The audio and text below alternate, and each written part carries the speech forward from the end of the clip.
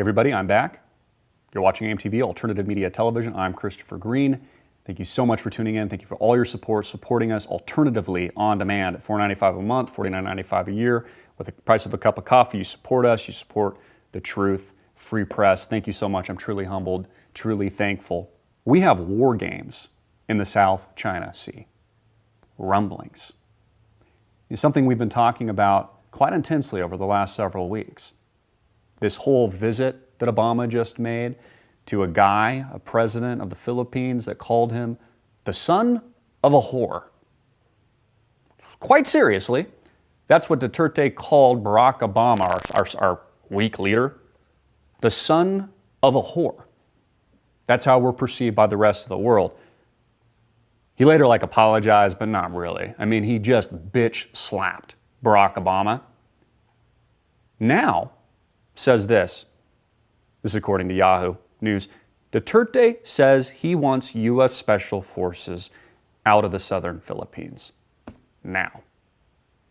During and around the same time, and these war games have been going on, for months now, that are part of over a year, whether or not it's Ukraine or Syria or the South China Sea, all these hotbeds for war and flashpoints for war, also the Middle East.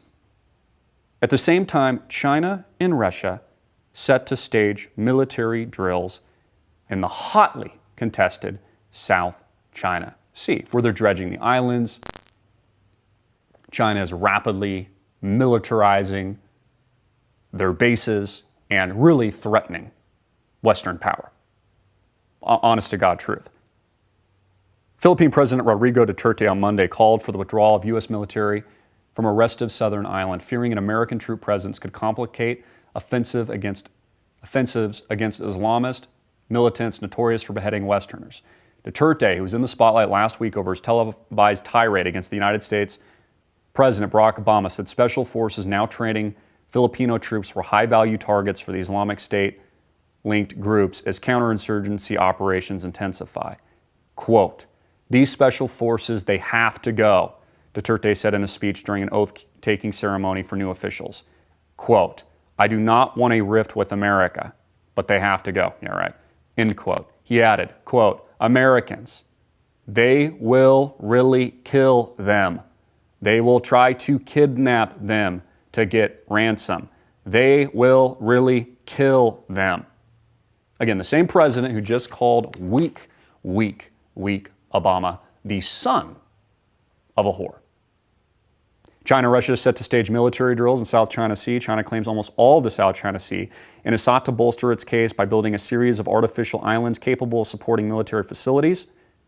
China and Russia both are set to start war games in the South China Sea today. Remember I told you you'd start to see some actions during the uncertainty of the U.S. election, as we're falling apart here, by the way, and Hillary's collapse, getting thrown in mafia style into her van. It's happening now. Beijing's defense ministry said in a show of force after an international tribunal and validated the Asian giant's extensive claims in the area. The 8-day joint drills will include exercises on seizing and controlling islands and shoals. Chinese Navy spokesman goes on to say in a statement they will involve surface ships, submarines, fixed-wing aircraft, shipborne helicopters, Marine Corps, and amphibious armored equipment from both navies. Compared with previous joint drills, these exercises are deeper and more extensive in terms of organization, tasks, command, and firepower. We're seeing the geopolitics. We're seeing all of this shift. We see what it appears to be Donald Trump is going to inherit in the not-too-distant future. Very dangerous. We talked about this in our on-demand video that was banned conveniently on YouTube that we put last week. Warning, I think we titled it World War III, the closest we've ever been, something like, or World War, the closest we've ever been. We talked about the flashpoints. And I really encourage you to watch that video. I can't post all my real thoughts out to the public. It gets censored. It's too dicey. It's just, it's too dangerous. I mean, I'm just being flat out honest with you guys.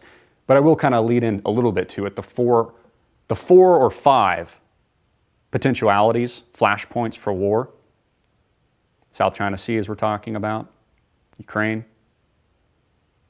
Syria, Pakistan, which is nuclear capable, And that technology, if Pakistan falls, could potentially get into the wrong hands, a group like ISIS, one of these terrorist organizations, etc., and or the fifth is I call the unknown.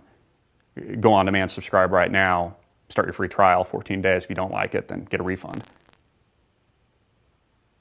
I go into all that detail and more.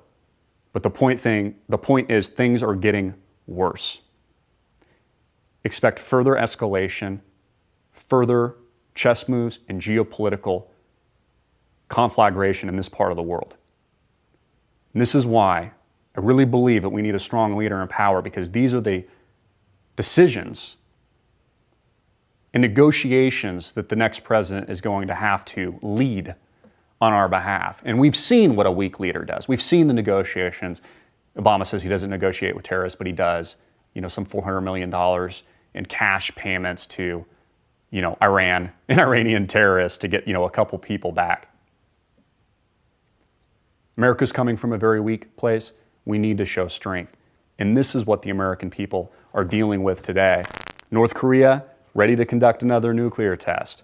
We saw just a couple days ago rumblings in that neck of the woods where these earthquakes transpired. People, again, getting very, very fearful.